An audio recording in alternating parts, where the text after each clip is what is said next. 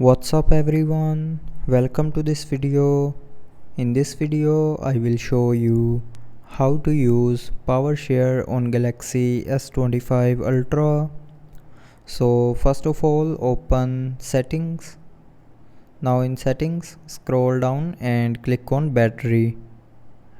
Now here scroll down and click on wireless power sharing.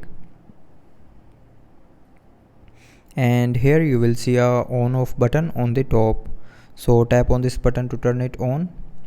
And after turning on this button, put the center of your phone back with the another device.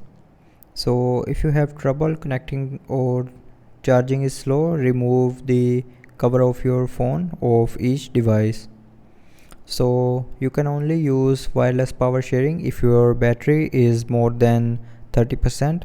So if your phone battery is lower than 30%, then you will not be able to use wireless power sharing.